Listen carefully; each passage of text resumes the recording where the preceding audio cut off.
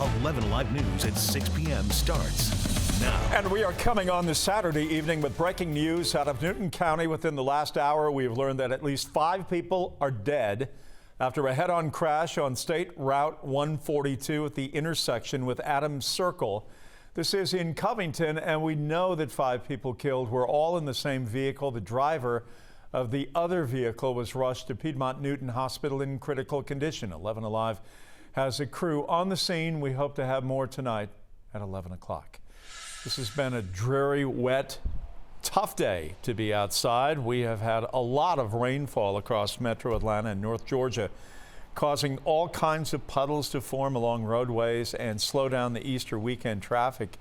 And what has also made it vexing, it's been cold. It has felt like winter. And now, taking a live look at Truist Park, Braves set to play the second game of the weekend series against the Padres tonight, a little less than an hour and a half from right now. And we have seen the tarp on the field for much of the afternoon. That makes perfect sense.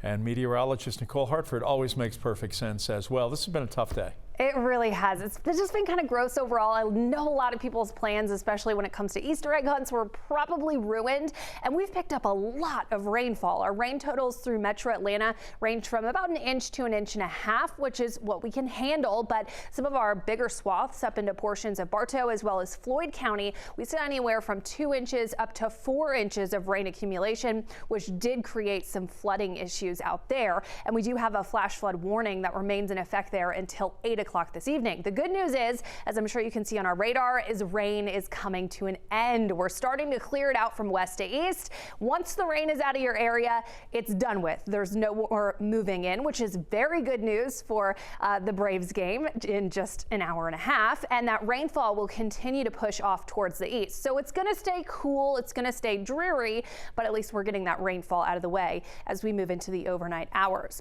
Temperatures right now are mainly in the 40s, but when you factor in that breeze, it actually feels like 30. So we're at 45 in Atlanta, feels like 37. Our conditions right now are already starting to improve. I was watching our roam cam and actually saw a couple rays of sun peeking out through those clouds.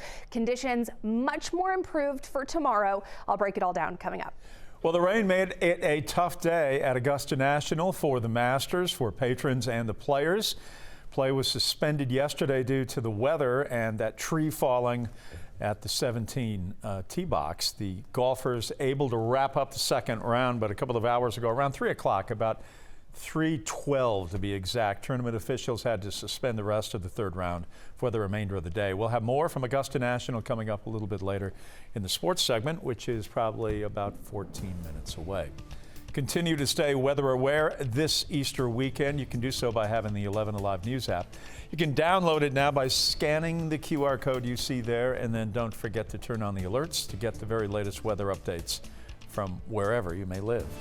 Now to a developing story we first broke for you this morning on 11 Alive. Atlanta police found itself involved in a combative truck driver situation, which escalated to shots being fired by an officer. All of it unfolding early this morning along North Avenue Northwest near Maddox Park. 11 Alive's Erica Murphy has the very latest news. Saturday's scene began just before 4 a.m. The Georgia Bureau of Investigation says that an Atlanta police officer came upon a Ford F-250 pickup truck which had crashed into the guard shack of the Atlanta Public Works Station. The suspect, identified as 39-year-old Jamario Duffy of Stone Mountain, allegedly tried to drive away. But Major Peter Malecki with the Atlanta Police Department describes what happened to the officer as he approached that truck. He attempted to make contact with the driver of that vehicle to initiate an investigation on that motor vehicle collision. The male driver of that vehicle became immediately irate, exited the vehicle, and began assaulting the police officer. GBI says Duffy hit the officer in the face and head, and at some point during the attack, the officer drew his firearm and shot Duffy. So we know he sustained 2 gunshot injuries, and right now he is in surgery undergoing treatment. Atlanta police has referred to the injuries to the officer as, quote, superficial. Neither the GBI or APD has given an identity to the officer that was involved in Saturday's incident. We're told from GBI that Duffy's condition has stabilized. It's still unclear why he crashed at the Atlanta Public Works site. This is the 28th shooting involving law enforcement that the GBI has been called upon to investigate in 2023. Reporting from Atlanta, Erica Murphy, 11 Alive News. And we are also learning new details about the shooting of a teen by a member of the South Fulton Police Department. It happened along Burdett Road just before 7 o'clock last night. The GBI tells us that officers came upon a 17-year-old male and alleged that he held a gun under his shirt. However, he was commanded to drop the gun. He refused. The teen was shot once by one of the South Fulton officers. He was taken to Grady Hospital, where at last check, now in critical condition. No officers were injured in the midst of this. An update to a story we first broke for you last night at 11 o'clock. This was heavy police presence at Kennesaw State University and their Marietta campus. Just after 10 last night, a shelter-in-place order was put into effect to show an emergency situation. The all clear was given less than an hour later. A couple of hours ago, Cobb County Police told us that this was tied to a traffic stop where a suspect ran away, but they were able to make an arrest. Happening today, plenty of events tied to the Easter weekend despite the bad weather, even if it required many to bundle up and dodge some of the rain. Today, members of the New Birth Missionary Baptist Church teamed up with the King's Table Food Pantry for a pop-up outreach event. They came together along Turner Hill Road in Stonecrest to hand out 1,000 free food boxes. It was just part of New Birth's overall mission for this weekend, as church members were also out performing random acts of kindness across the Stonecrest area. They were handing out gift cards, bottled water, and other gifts.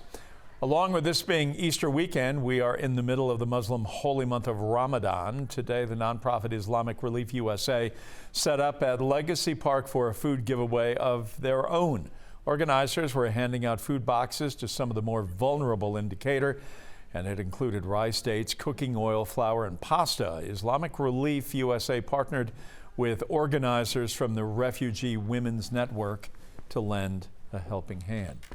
Happening tomorrow, the return of an Easter tradition. A big crowd expected again for the Sunday service on top of Stone Mountain. It wouldn't be Easter around here without it. This tradition was first marked in 1944 when a group of young people climbed the top of the mountain to watch the sunrise. Since then, it has become a staple of the Easter weekend in Metro Atlanta. Last year, the service returned after being put on hiatus for 2 years during the pandemic. Park gates are open at 3 a.m. and the Summit Skyride will start operating an hour later. The service begins at 7, and there will be sign language interpreters for hearing impaired guests as well. We have more news coming your way. Mugshots of former President Trump are popping up after his arraignment earlier this week. We come back with our Verify team, and they will tell you why you should take a closer look.